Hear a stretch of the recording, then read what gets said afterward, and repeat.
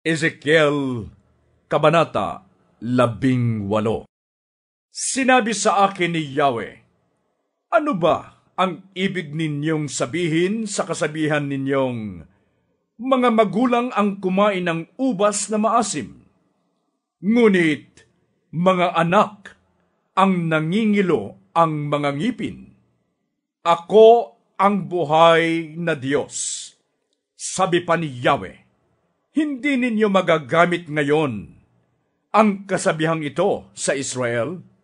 Akin ang buhay ng lahat ng tao, maging sa ama o sa anak, at ang kaluluwang magkasala ay mamamatay.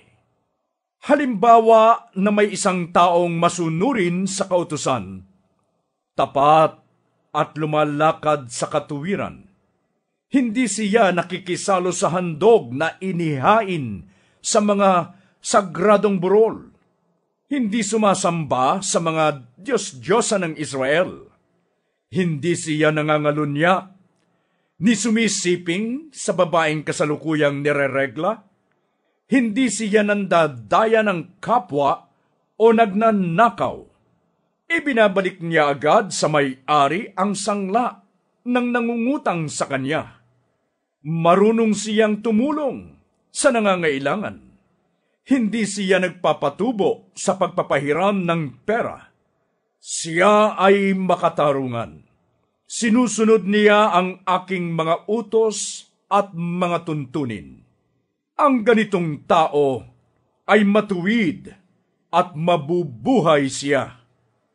Sakaling magkaanak siya ng magnanakaw, mamamatay tao, at hindi sumunod sa alinman sa mga tuntuning ito, bagkos ay nakikisalo sa mga handaan sa mga sagradong burol, sumisiping sa asawa ng iba, nang aapi ng mahihirap, nagnanakaw, hindi marunong magbayad ng utang, sumasamba sa Diyos-Diyosan, gumagawa ng mga kasuklam-suklam na gawain, at nagpapatubo.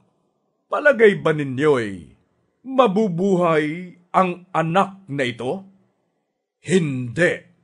Tiyak na mamamatay siya dahil sa mga kasuklam-suklam niyang gawain. Kung magkagayon, walang ibang dapat sisihin kundi siya. Halimbawa namang siya ay may anak. Nasaksihan ng anak na ito ang kasamaan ng kanyang ama, ngunit hindi niya ito pinarisan. Hindi siya nakisalo sa mga handaan sa sagradong burol, hindi sumamba sa mga Diyos-Diyosan, hindi sumiping sa asawa ng iba, hindi rin siya gumawa ng masama kaninuman, hindi nanamsam ng sangla at hindi nagnakaw. Siya ay matulungin sa nangangailangan, lumalayo sa kasamaan, hindi nagpapatubo sa pautang, sumusunod sa aking kautusan at lumalakad ayon sa aking mga tuntunin. Mabubuhay ang anak na iyon. Hindi siya mamamatay dahil sa kasamaan ng kanyang ama. Ang kanyang ama ay mamamatay sapagkat nagnakaw at gumawa ng masama sa kanyang kapwa.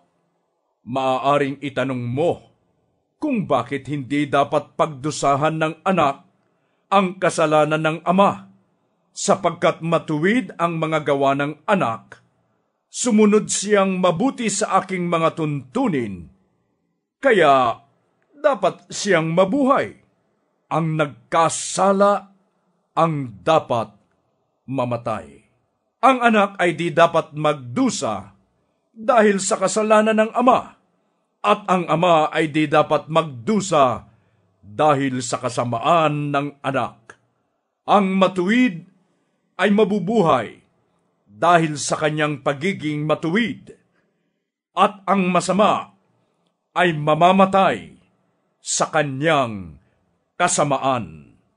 Kung ang isang taong masama ay tumalikod sa kanyang kasamaan, sumunod sa aking mga tuntunin, at gumawa ng mabuti, siya ay mabubuhay. Kakalimutan na ang lahat ng nagawa niyang kasalanan, at mabubuhay siya dahil sa kabutihang ginawa niya sa bandang huli. Hindi ko ikinasisiya ang kamatayan ng masama. Sabi pa ni Yahweh, ang ibig ko nga, siya'y magsisi at magbagong buhay.